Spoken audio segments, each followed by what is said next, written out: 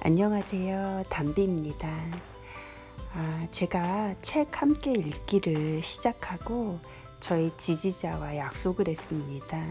제가 읽는 책들이 그렇게 재미있는 내용들은 아닙니다. 그래서 100명이 넘으면 제가 아주 부드러운 책 낭독을 같이 하겠다고 약속을 했는데 오늘 자세히 보니 200명이 넘었어요. 그래서 제가 오늘 가지고 온 책, 낭독해 드릴 책 40살들을 위한 40의 서재 낭독해 드리겠습니다. 200명씩이나 들어주셔서 감사합니다. 졸린 목소리고 지루한 목소리인데 함께 해주신 여러분들 진심으로 감사드리고, 오늘 낭독할 그 40의 서재 지은이는 장석주님이십니다. 시인이고 에세이스트고 문장 노동자. 그는 읽을 수 있는 모든 것을 읽고 읽을 수 없는 것들마저 읽으려고 드는 사람이자 드물게도 읽고 쓰는 일에 모든 것을 건 사람이다라고 소개되어 있습니다. 최근에 오랫동안 시집, 그리고 오늘 우울하거나 명랑하거나 시비평집, 독도고래, 우화소설, 고독의 권유, 산문집, 일상의 인문학 등을 펴냈습니다. 그리고 아주 밑에 굉장히 울림을 주는 글들이 있는데, 책 읽기란 자신을 넘어서서 다른 세계로 가는 행위이다. 책을 한 권 읽을 때마다 우리는 새로운 사람으로 나아간다. 저는 공감을 하고 있습니다. 장석주님은 이 시로도 굉장히 유명하신 분인데요. 대추 하나 알고 계시나요? 제가 한번 낭독해 드리겠습니다. 대추 하나. 적에 저절로 붉어질 리는 없다. 저 안에 태풍 몇 개, 저 안에 천둥 몇 개, 저 안에 벼락 몇 개. 적에 저 혼자 둥그러질 리는 없다. 저 안에 무서리 내리는 몇 밤, 저 안에 땡볕 두어 달, 저 안에 초승달 몇 낮. 이 유명한 대추 하나를 지은 시인이기도 합니다. 40의 서재 첫 번째, 삶을 쉬어가게 하는 책 읽기라는 부제가 달려있는 글을 읽어드리도록 하겠습니다. 1장, 40이라는 인생의 한 페이지. 늦지 않았다. 초조해하지 마라. 삶은 계속되고 아직 꿈꿀 시간은 많다. 후회가 꿈을 대신하는 순간부터 우리는 늙기 시작한다. 40이 되면 성공한 사람과 그렇지 않은 사람의 차이가 확연하게 드러난다. 대개 성공한 사람들은 사회적 지위와 가정생활이 두루 원만하고 안정적이다. 좋은 직장에 들어가 착실하게 실적을 쌓으며 회사의 신뢰를 얻고 부장이 되고 이사가 된 사람들도 마찬가지이다. 그들은 얼굴빛이 환하다. 반면에 그렇지 못한 사람들은 가정이나 사회생활에서 불안정하다. 자주 이직을 하는 사이에 직장에서도 안정을 찾지 못하고 월급도 가게를 꾸리기에 턱없이 부족하다. 공과금들을 연체하고 카드 대금 결제일을 넘겨 쩔쩔매기도 한다. 직장을 뛰쳐나온 사람들은 자영업을 하며 새 삶을 모색하는데 그도 만만치 않다. 아파트를 저당 잡혀 은행 융자를 받아 시작한 사업은 불경기 탓에 지지부진하다. 그러다가 원금을 까먹기 시작하면 불안이 영혼을 잠식한다. 잠도 오지 않는다. 가게가 망하면 어쩌나, 앞으로 어떻게 살 것인가, 이런 걱정들이 검은 구름처럼 영혼을 뒤덮는다. 아직 이루지 못한 것이 남아있다는 것, 아직 삶에 채워 넣어야 할 것이 존재한다는 건 스트레스가 아니라 축복이다. 정리해고를 당했다고 절망할 필요도 없고 아직 성공하지 못했다고 해서 우울해할 이유도 없다. 성공하는 인생은 좋은 직업이나 돈으로 이루어져 있지 않다. 세상에는 부자도 많지만 가난해도 행복하게 사는 사람들도 많다. 중요한 건 살아야 할 이유와 보람이다. 자신이 살아야 할 이유와 보람을 찾는 일에 노력하는 사람은 늙지 않는다. 늙을 시간이 없다. 가와기타 요시노리 40살의 철학 중. 꿈이 있다면 마흔은 결코 늦은 나이가 아니다. 파울볼이라고 실망하지 마라. 실망해서 확신 없이 휘두른 배트는 허공을 가르고 당신은 삼진으로 아웃된다. 아웃되었다고 경기가 끝나는 것은 아니다. 불행과 불운이 당신의 인생을 휩쓸고 갔다 할지라도 낙담하지 마라. 아직도 살아갈 날들은 많고 인생의 기회들은 여전히 남아있다. 항상 최선을 다하라. 한번 삼진 아웃되었다고 해서 야구는 끝나지 않는다. 야구는 계속되니 다음 타석을 기다리면 되는 것이다. 미국 대통령을 지낸 지미 카터는 1924년생이다. 90이 가까운 나이에 그가 이런 얘기를 했다. 후회가 꿈을 대신하는 순간부터 우리는 늙기 시작한다. 꿈을 이루면 아무리 젊어도 노인이고 꿈이 있다면 백발이어도 청년이다. 40은 젊지도 그렇다고 늙지도 않은 나이이다. 문제는 꿈이다. 꿈을 품은 40은 젊지만 꿈을 잃은 40은 이미 늙은 것이다. 모네가 수련을 그리기 시작한 나이가 76세 때이다. 벤자민 프랭클린은 78세에 이중 초점 렌즈를 발명했다. 이들의 견주자면 당신의 40은 아직 새파란 청춘이다. 그러나 속내를 들여다보면 40에 이미 늙은 청춘들도 꽤 있다. 그들에겐 삶을 힘차게 이끌어갈 꿈의 추동력이 존재하지 않는다. 그들은 인생의 즐거움들을 누리는 대신에 인생에 따른 온갖 책임과 의무들에 매여 살 따름이다. 흔히 전원시인으로 일컬어지는 도연명은 굶주리는 식구들을 위해 기꺼이 벼슬길에 나섰으나 살림은 펴지지 않았다. 나라에서 받는 녹봉이 적어 가족을 건사하지 못했다. 궁상을 떨며 살아야 하는 것에 진절머리를 치고 자신의 무능에 치를 떨었다. 먹고 살 길을 찾아 관직에 들어섰다가 그만두기를 여러 차례 반복하다가 마지막으로 고향 심양에서 가까운 평택현에서 벼슬을 했는데 부임한 지 석 달 만에 관직에서 물러나 고향으로 돌아갔다. 생활고에 쫓겨 관직에 들어갔으나 저보다 직급이 높은 감독관의 오만한 태도에 굴욕감을 느껴 겨우 쌀 5말 때문에 하찮은 시골 관리한테 굽실거릴 순 없다고 말하고 관직에서 물러난 것이다. 이때 도연명의 나이는 40 무렵이다. 그때 지은 기걸애사에는 그의 마음이 그대로 비친다. 돌아가련다. 사귐도 그만두고 교유도 끊으리. 세상과 나는 어긋나기만 하니 다시 수레를 타고 무엇을 구하리.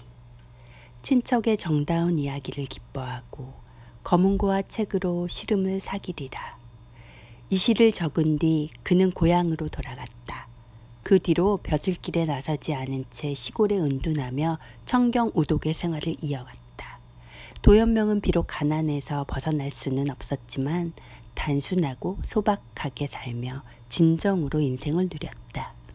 40에 이른 도연명이 그랬듯이 당신은 과감하게 삶을 변화시킬 수 있는가? 40은 인생이라는 여정에서 변화의 한가운데 서는 나이이다.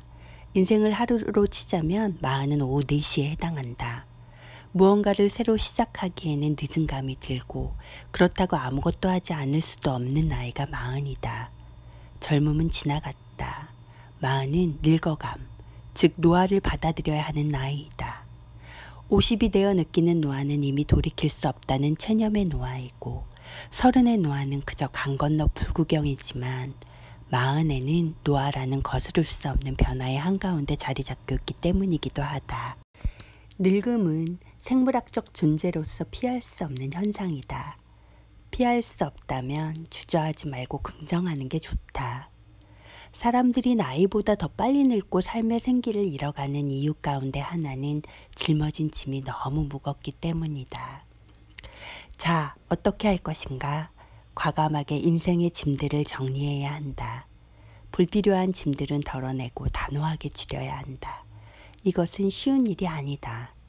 일이든 재물이든 너무 많이 짊어지면 목적지에 도착하기도 전에 지쳐버리게 마련이다. 반대로 너무 적게 들고 가면 목적지까지 가는 동안 외톨이가 되거나 위험에 제대로 대처할 수 없으며 고생을 해야 한다.